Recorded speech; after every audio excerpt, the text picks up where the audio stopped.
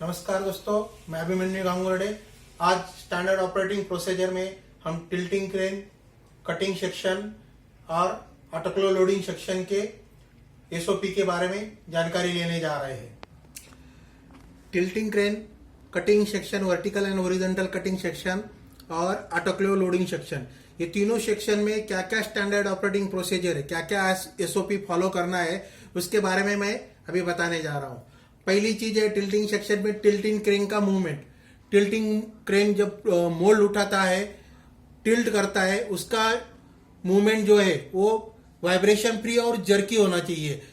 जैसे वो मोल्ड उठा के टिल्ट करता है और कटिंग कार पे प्लेस करने जा रहे हो तो उसका मूवमेंट बहुत स्मूथली होना चाहिए। अगर वो जर्की है और वाइब्रेशन है उसमें, तो वहां पे वर्टिकल क्रैक, हॉरिजॉन्टल क्रैक या ऑयल चिपिंग, कॉर्नर डैमेज ये आने के चांसेस है। तो सबसे पहले अपने को क्या करना है, टिल्टिंग क्रेन का मूवमेंट स्मूथ होना चाहिए। दूसरा है mould placing on cutting car. जब tilting crane mould cutting car पे रखती है तो वो बराबर स्टॉपर के सेंटर में पोजीशन में होना चाहिए। ऐसा नहीं होना चाहिए कि वो एक साइड चला जाए तो लेस राइज आ जाए, या फ्रंट साइड में आगे लिया है तो बैक साइड से ब्लैक कटिंग आ जाए। ये ऐसा नहीं होना चाहिए। वो बराबर कटिंग कार के स्टॉपर के सेंटर में रहना चाहिए ताकि वो दोनों साइड से बराबर कटिंग होना चाहिए उसका। तो मोल्ड प्लेसिंग का एक बहुत इंपॉर्टेंट मुद्दा है, वो आपको उधर केयर करना है। उसके बाद cycle time for one mould transfer.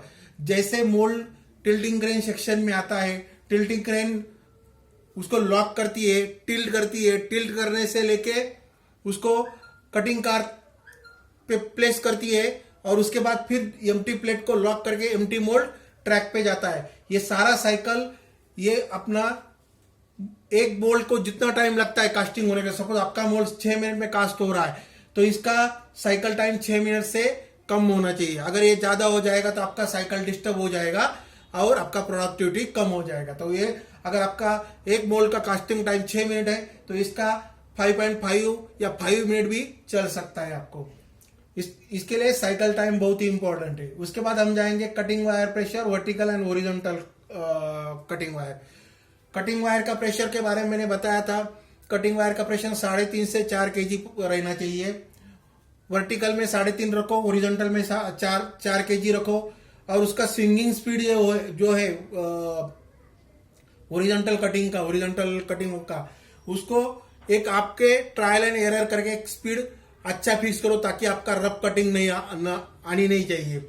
ये अगर स्पीड ज्यादा फास्ट है तो आपका डायमेंशन में भी फर्क आ सकता है और कटिंग भी रफ होने का चांस है। तो कटिंग वायर प्रेशर 3.5 वर्टिकल में रखो, 4 kg हॉरिजॉन्टल में रखो। आपके वायर का क्वालिटी कैसा है उसके हिसाब से आप बढ़ा भी सकते हो और कम भी कर सकते हो। अगर क्वालिटी पुअर है, आप 0.6 से वायर का थिकनेस होना चाहिए 0.6।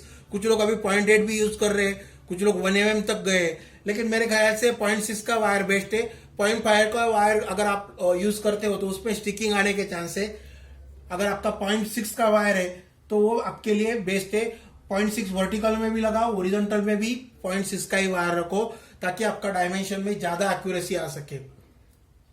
Cutting wire placing vertical and horizontal, ये आप कटिंग वायर प्लेस करना ये ऑपरेटर का काम होता है। ऑपरेटर ने ध्यान देना चाहिए कि हमने जो वायर लगाया है वो बराबर 150 mm पे प्लेस किया है नहीं है।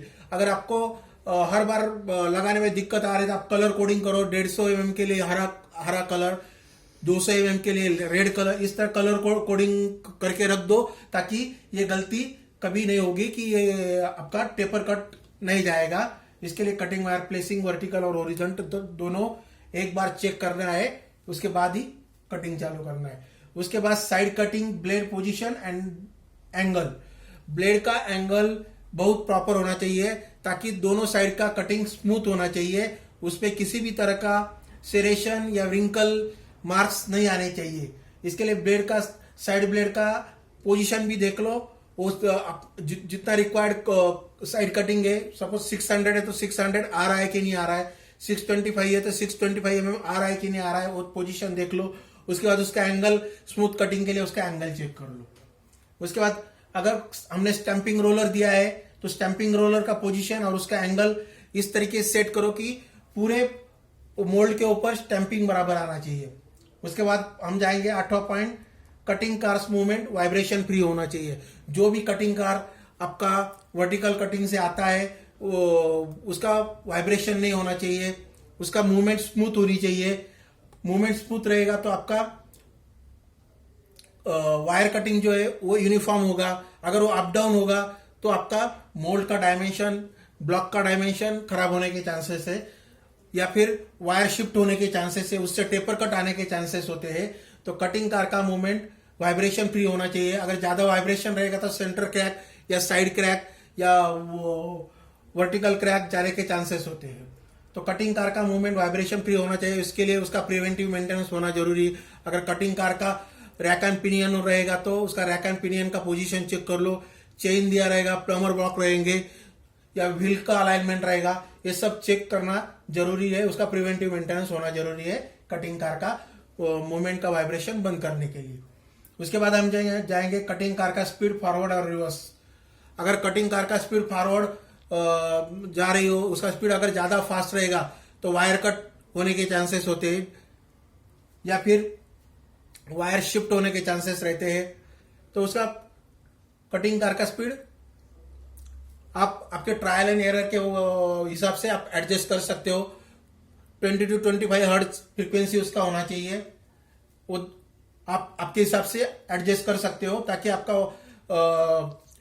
स्पीड की वजह से आपका लेयर नहीं गिरना चाहिए, कटिंग लेयर गिरना नहीं चाहिए और सेंटर क्रैक या फिर वायर शिफ्ट का प्रॉब्लम नहीं आना चाहिए।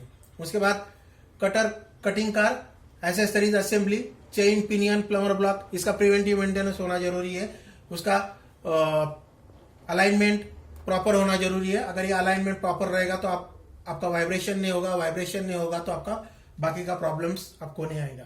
उसके बाद अगर आपके वर्टिकल कटिंग और ओरिजेंटल कटिंग सेपरेट है, वर्टिकल कटिंग ओरिजेंटल करके सेपरेट होकर आपके दो कटिंग कार है, तो एक कटिंग कार जब आपके मोल्ड वर्टिकल करके ओरिजेंटल कटिंग पे आती है या फिर ओरिजेंटल कटिंग करके वर्टिकल पर आती है तो वहां पे लिफ्टर आर्म दिया रहता है। वो लिफ्टर आर्म दोनों भी यूनिफॉर्मली अप एंड डाउन होना चाहिए। अगर वो अनइवन है तो वहां पे भी मोल्ड को क्रैक जाने के चांसेस है। अगर मोल्ड में वाइब्रेशन कटिंग मोल्ड में वाइब्रेशन आता है तो उसमें लेयर गिरने के चांसेस है या फिर क्रैक जाने के चांसेस होते हैं। तो mould lifter up down movement ये साइमल्टेनियसली और यूनिफॉर्म होने चाहिए।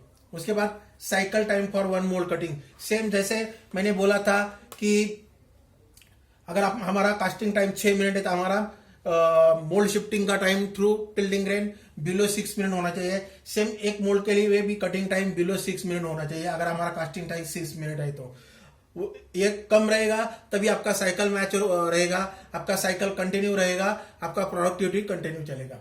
अगर ये ज्यादा हो जाता है तो आपका साइकिल रुक जाएगा, कास्टिंग साइकिल रुक जाएगा, आपका प्रोडक्टिविटी कम हो जाएगा। उसके बाद mould positioning on autoclave wagon after cutting. After cutting vertical and horizontal cutting, mould अपना लोडिंग क्रेन उठाता है और ऑटोक्लेव वैगन पे प्लेस करता है।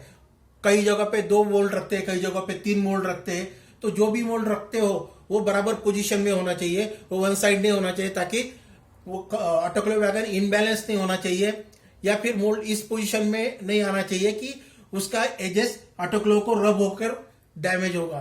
तो इसका पोजीशनिंग ठीक से ऑटोक्लेव वैगन पे होना चाहिए। लोडिंग क्रेन का भी मूवमेंट टिल्टिंग क्रेन जैसा ही विदाउट वाइब्रेशन फ्री होना चाहिए। उसके लिए उसका भी प्रिवेंटिव मेंटेनेंस प्रॉपर होना चाहिए। उसके सेंसर्स, लिमिट स्विचेस, उसका प्रिवेंटिव मेंटेनेंस प्रॉपर होना चाहिए।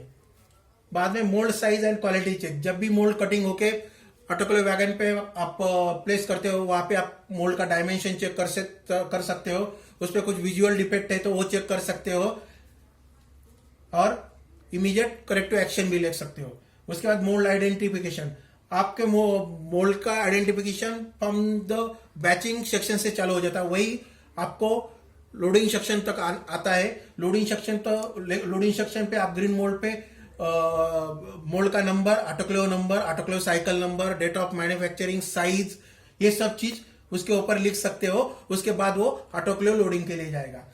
उसके बाद ऑल मैकेनिकल ऑपरेशन।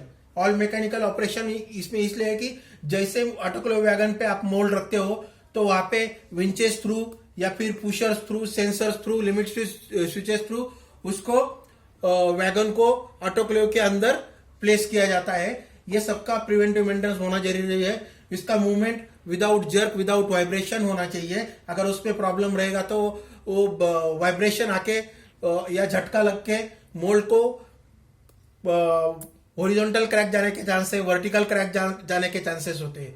तो ये 17 चीज आपको ये तीनों सेक्शन में केयरफुली देखना है और उसको कंट्रोल करना है। ये स्टैंडर्ड ऑपरेटिंग प्रोसीजर आपको ये तीनों सेक्शन में फॉलो करना है। अगर आपको ये वीडियो अच्छा लगा, लाइक कीजिए, कमेंट कीजिए और हाँ, सब्सक्रिप्शन करना मत भूलिए। सब्सक्रिप्शन करना बहुत ही मूल्यवान है। आपको आगे नए नए वीडियो मैं दिखाते जाऊंगा। धन्यवाद।